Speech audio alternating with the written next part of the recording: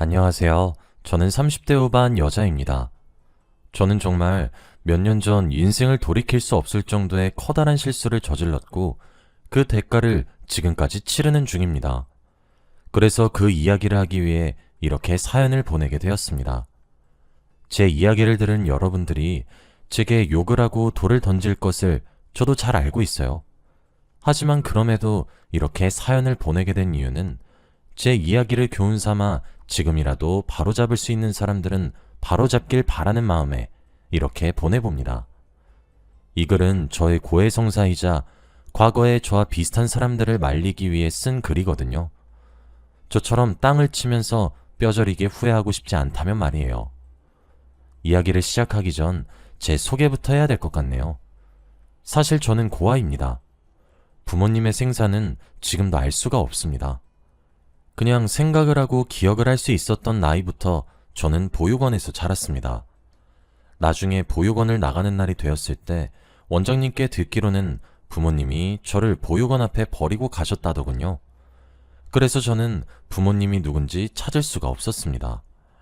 그나마 조금 다행이었던 점은 어머니였을지 아버지였을지 모르겠지만 두 분을 닮아 제 외모가 조금 예쁘장한 점 하나뿐이죠. 학창시절에 고아라는 점이 힘들지 않았다고 한다면 거짓말일 겁니다. 사춘기 시절 부모의 부재로 인해 받은 상처는 사실 셀 수 없을 정도로 많거든요. 그럼에도 어긋나지 않고 잘할 수 있었던 점은 보육원 선생님들의 따뜻한 사랑 덕이었어요. 그렇게 저는 바른 가르침을 받으며 자랐고 대학은 형편이 되지 않아 갈 수 없었지만 작은 회사의 격리로 취업을 할 수 있게 되었죠. 그러다가 남편을 만나게 되었습니다. 항상 홀로 뭐든 해결하면서 자라야 했던 제게 처음으로 자신에게 의지하라고 말을 건네준 그런 좋은 남자였어요. 솔직히 여자 혼자 세상을 헤쳐나가기에는 세상은 많이 냉정하고 냉혹하잖아요. 항상 누군가에게 의지하지 않고 혼자 꿋꿋하게 버티고 또 버티면서 겨우겨우 지내고 있었는데 그때 눈앞에 나타난 남편은 제게 구원자나 다름없었습니다. 제가 부모에게 버림을 받았다는 사실에 누구보다 마음 아파하며 눈물을 흘렸고 제게 고생이 많았겠다고 위로의 말을 건넸고 혼자 사는 것만으로도 벅차서 여유를 누려보지 못했던 제게 남편은 정말 많은 것들을 알려주었고 즐거움을 알려주었어요. 남편과 연애를 하면서 안정감을 가진다는 말이 정말 무슨 뜻인지 뼈저리게 알게 되었죠. 뒤늦게 알아서 그런지 사랑이 주는 단맛에 속절없이 빠지게 되었습니다. 그러던 어느 날 남편이 제게 청혼을 했어요. 제게 가족이 되어주고 싶다고 하더군요. 저보다 더 나은 환경에서 더 좋은 사람으로 자란 남편의 청혼에 저는 당연히 고개를 끄덕였죠. 그때가 제 인생에서 가장 벅찼던 순간이었던 것 같습니다. 남편은 제가 부족한 모습을 보여도 절대 단 한 번도 언성을 높여 말을 하거나 무시하지 않았어요. 늘 다정하게 웃으면서 제게 이것저것 알려주었죠. 이런 남자와 결혼을 하게 된다는 것이 꿈만 같았는데 그 과정이 그리 쉽지만은 않았습니다. 시어머니가 정말 미친 듯이 반대하셨거든요. 저는 이제 남편이 없으면 못 살 것만 같은데 결혼을 못하게 되는 건가 하면서 너무 불안했어요. 하지만 그런 거센 반대조차 남편이 다 막아주었고 결국 저희는 결혼을 할 수 있게 되었죠. 대신 시부모님과 합가를 해야만 했어요. 시어머니의 모진 시집살이가 시작되는 순간이었죠. 그런데 저는 그런 시어머니도 너무 좋았습니다. 가족에 대한 결핍이 어린 시절부터 상처가 되었던 저는 저를 못살게 굴든 말든을 떠나서 가족이 생겼다는 사실 자체가 감격스러웠습니다. 제게 타박을 하는 것도 애정이 존재해야 한다는 사실을 저는 보육원 시절부터 잘 알고 있었거든요. 처음엔 시집살이를 시어머니가 정말 많이 시켰습니다. 하지만 아이는 부모를 닮는다고 하잖아요. 제 남편은 무척 다정했어요. 그렇다면 그 다정함은 시부모님을 보고 배웠단 말이겠죠? 제 예상대로 시어머니도 절대 모지신 분은 아니셨어요. 저를 타박하시다가도 조금 세게 말했다 싶으신 순간이 오면 제가 상처받았나 하면서 제 눈치를 살피시기도 했고 차가운 물로 손빨래를 하거나 설거지를 하면 보일러를 슬그머니 틀어주시기도 하셨거든요. 저렇게 멋지게 키운 아들을 저 같은 고아에게 장가 보냈으니 그 마음이 어떠셨을지 저도 잘 알았고, 저 스스로도 남편이 제게 과분하다는 사실을 알고 있었기 때문에 그런 시어머니의 마음이 충분히 이해가 되었죠. 그리고 시어머니가 모질게 저를 대하시면서도 끝끝내 마지막 순간에는 다정해지시는 게 귀여웠습니다. 시어머니께서도 제가 타박을 들어 시무룩해 하다가도 어머니 하면서 웃으면서 다가오고 나니 결국 결혼하고 2년도 채 지나지 않아 저를 며느리로 받아들여 주셨습니다. 진정한 가족으로 거듭나는 순간이었어요. 시아버지는 워낙 다정하신 분이셨습니다. 보통 며느리를 맞으면 대접을 받으려고 하지 대접해 주시려고 하진 않으시잖아요. 그 시대 때의 어른들은 특히 더 그랬죠. 하지만 시아버지는 아침에 일어나면 제게 모닝커피를 타주시면서 함께 신문을 보자고 해주실 정도로 저를 정말 아껴주셨어요. 과분한 처지에 이러지도 저러지도 못하고 있으면 우리가 자식의 아들이 하나 해서 네가 얼마나 귀한지 몰라. 우린 딸을 낳고 싶었거든. 하며 자연스럽게 이야기를 해주곤 하셨죠. 그런 시아버지의 따뜻한 배려도 너무 좋았어요. 이 집의 가족이 되길 잘했다고 생각했었죠. 결혼을 한 지 4년 정도가 지나니 더 이상 시어머니, 시아버지라고 부르지 않게 되더라고요. 시부모님도 절더러 딸아, 우리 딸 하고 불러주셨고 저도 엄마, 아빠라고 불렀죠. 그러면 남편은 그 모습을 보고 오히려 본인이 사랑받는 딸과 결혼한 사위인 것 같다고 불만을 토로했고, 저희 가족은 결국 그런 남편을 보며 하하호호 웃었어요. 무척이나 화목했습니다. 그리고 너무 행복했어요. 시어머니와 단둘이서 목욕탕을 가기도 하고 그렇게 지내니 얼마나 친했는지 짐작이 가시겠죠? 저희는 온 가족이 둘러앉아 종종 술을 한 잔씩 마시곤 했었어요. 시아버지가 반주를 너무나도 좋아하셨거든요. 게다가 시어머니랑 남편은 주량이 약해서 따라가지 못했었는데 저는 또 술이 그나마 세서 잘 맞춰드렸죠. 그래서 그런지 시아버지는 저를 유난히 예뻐하셨습니다. 그날도 그랬어요. 함께 고기를 구워 먹으면서 술을 함께 마셨죠. 시어머니는 한 잔만 마셔도 취하는 타입이셨고 남편도 마찬가지였어요.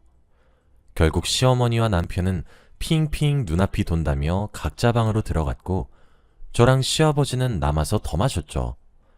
그게 이상하지 않았던 이유는 보통 넷이서 시작을 하더라도 항상 저와 시아버지만 남아서 더 마셨기 때문이었어요.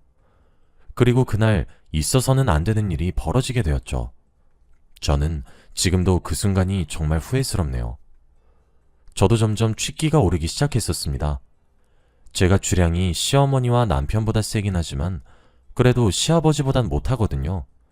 시아버지와 제 거리는 시간이 지날수록 점차 가까워졌고 다정하게 절 대해주는 시아버지를 보며 저는 아무 생각 없이 헤헤거리며 제게 주시는 술을 넙죽넙죽 받아 마셨습니다. 시아버지가 제게 그런 흑심을 품고 있을 줄은 꿈에도 몰랐습니다. 제게 늘 잘해주신다고만 생각했지 저를 여자로 볼 거라고는 상상도 못했었죠. 술에 쩔어 몸도 제대로 가누지 못하고 정신을 제대로 차리지 못했던 저는 뿌리칠 수 없었어요. 그러다 결국 넘지 말아야 할 선을 넘게 되고 말았죠. 그렇게 저와 시아버지의 불륜이 시작되었습니다. 다음 날이 되자 숙취를 느끼며 눈을 떴더니 거실에 저와 시아버지가 함께 잠들어 있더라고요. 전날 제가 벌인 믿기 힘든 일에 딱 죽고 싶은 심정이었습니다. 눈물이 왈칵 나올 것 같았는데 눈물을 흘릴 수도 없었어요. 제게 처음으로 생긴 소중한 가족인데 이 관계가 틀어질 것 같았거든요. 저는 일어나서 시아버지께 실수였다고, 이건 잘못되었다고 바로잡으려고 했어요. 그걸 저도 알고 있었고 시아버지도 알고 계셨으니까요. 하지만 시아버지는 그런 제 말을 들은 채도 하지 않으셨어요. 시어머니와 남편까지 나와서 아침을 먹는 내내 제 표정이 많이 어두웠는지 걱정을 하셨죠. 모두가 말이에요. 죄책감에 숨이 막힐 때쯤 시아버지가 저를 따로 불러서 괜찮다고 달래셨죠. 원래도 시아버지는 제게 무척 다정하고 따뜻한 분이셨는데 불륜을 저지르고 난 이후 더욱 다정해지셨어요. 그렇게 저는 처음엔 술김에 저질렀던 실수였을지 몰라도 2번, 3번 반복했을 때는 저도 즐기기 시작했습니다. 받는 사랑이 너무 달콤해서 이러면 안 된다는 사실을 알면서도 단호히 끊어내지 못했었죠. 시아버지는 불륜을 저지를 때마다 제게 많은 선물을 안겨주었고 용돈도 두둑히 주셨어요. 평생 돈을 모으기만 하면서 살았던 저는 사치란 것을 처음 해보기 시작했습니다. 명품 옷도 명품 가방도 전부 처음 사봤어요. 처음이야 가격표를 보고 놀라 손을 덜덜 떨며 결제했지만 그것도 잠깐 그러고 말더라고요. 나중엔 돈을 펑펑 쓰기 시작했죠. 그게 잘못된 관계란 것을 잘 알았지만 찰나의 단맛과 커다란 쾌락에 저는 지고 말았던 거였죠. 솔직히 짜릿했습니다. 시어머니와 남편의 눈을 피해 시아버지와 잡기도 했고 시어머니와 남편이 외출로 집을 비우면 시아버지와 둘이서 오붓한 시간을 보내기도 했죠. 두 사람이 집에 돌아오기 전까지 저희는 심장을 졸이면서 관계를 이어나갔어요. 솔직히 말해서 스릴이 넘쳤고 중독적이었습니다. 저는 점점 대담해지기 시작했습니다. 지금 생각해도 제가 그 당시에 무슨 정신으로 살았는지 모르겠어요. 과거의 저에게 제정신이었냐고 묻고 싶네요. 저는 시간이 지나면 지날수록 시아버지도 사랑하기 시작했습니다. 지금 생각해보면 시아버지가 제게 주셨던 금전적 이득에 눈이 멀었던 것 같기도 해요. 그리고 그런 제 감정은 시어머니와 남편도 눈치를 채신 것인지 뭔가 이상하다고 생각을 하시게 되었죠. 처음엔 시아버지와 제 사이가 좋으면 보기 좋다고 칭찬해주기 바빴는데 어느 순간부터 시어머니는 저와 시아버지 사이를 질투하고 핀잔을 주기도 했고 남편도 떼어놓으려고 노력하기 시작했어요. 그때라도 그만두었으면 제 미래는 조금 달라졌을지도 모르겠네요. 꼬리가 길면 잡힌다는 말이 있듯이 결국 저는 시어머니와 남편에게 불륜의 연장이 발각되었습니다. 두 분이서 모자지간에 오붓하게 여행을 떠난다고 하기에 잘 됐구나 하고 그날도 어김없이 시아버지와 둘만의 시간을 보내고 있었던 도중이었죠. 시어머니와 남편은 실제로 여행을 떠나지 않았고 집을 급습했습니다. 알고 보니 두 사람이 의심을 하던 도중 설마 하면서도 의심이 걷어지지 않아 세운 계획이었어요. 그렇게 저와 시아버지는 하필이면 빼도 박도 못하게 불륜 현장을 들키게 된 거였습니다. 집안은 풍비박산이 났습니다. 시어머니는 주저앉아서 숨도 제대로 못 쉬셨고 뒷목을 잡으셨어요. 남편은 그런 시어머니를 챙기랴 저와 시아버지를 보고 충격을 받으랴 정신이 없었죠. 시어머니는 제게 소리를 질렀습니다. 이래서 머리 검은 짐승은 거두면 안 된다던데 그 말이 틀린 것 하나 없구나. 어떻게 다른 사람도 아니고 네가 나한테 이럴 수가 있니? 어떻게 며느리가 시아버지랑... 남편도 제게 화를 냈습니다. 당신 지금 뭐 하는 거야? 지금 우리 아버지랑 당신이랑 뭐 하고 있는 거냐고. 언제부터야? 어떻게 당신이 나한테 이래? 내가 당신한테 어떻게 했는데... 시어머니는 비명처럼 악을 쓰며 눈물을 흘렸고 남편은 저를 죽일 듯이 노려봤습니다. 저는 무척이나 당황스러웠습니다. 하지만 이어지는 상황들에 저는 어떻게 해야 될지 모르겠더군요.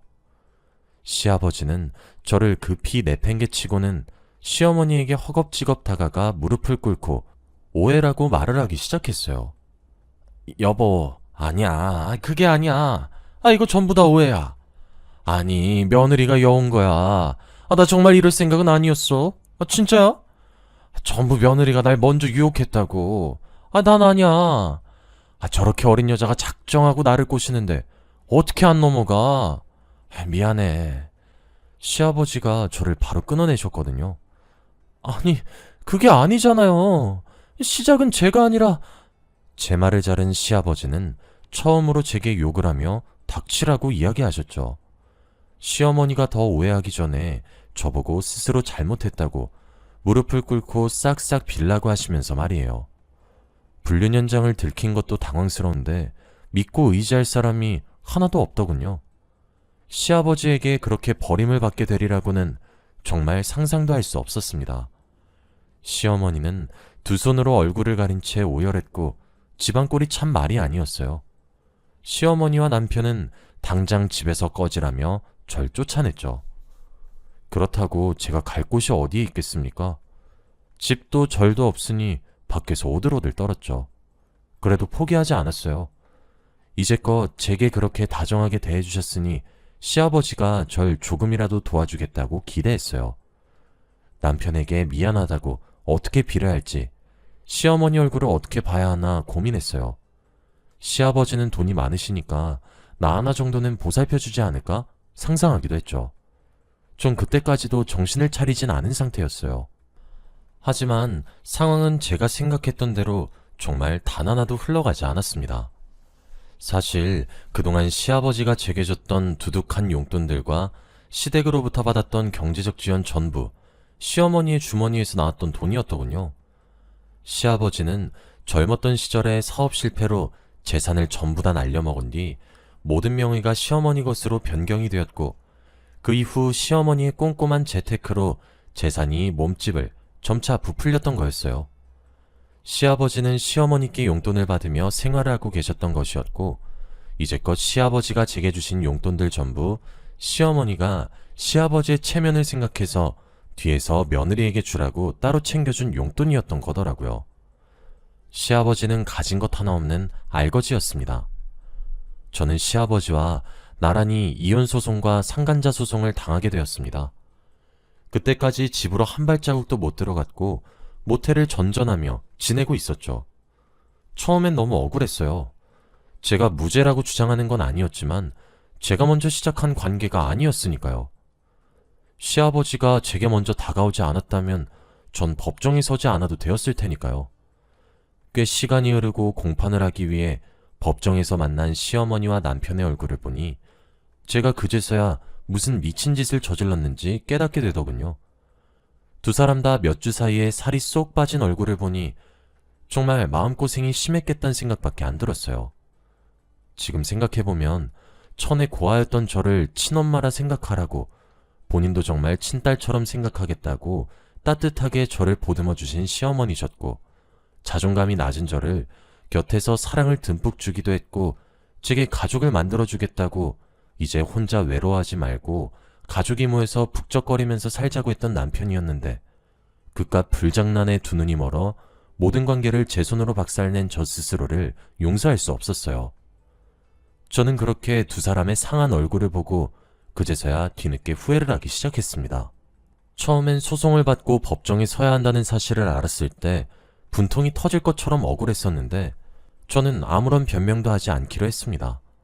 제가 할 수 있는 숙제는 그런 것뿐이더군요. 억울해할 사람도 제가 아니라 시어머니와 남편이더군요. 손뼉도 마주쳐야 소리가 난다고 처음 시작은 시아버지였을지 모르나 그 이후 끊어내지 않은 저도 명백한 가해자란 사실을 저는 그제서야 인정했고 겸허히 죗값을 치르기로 했습니다.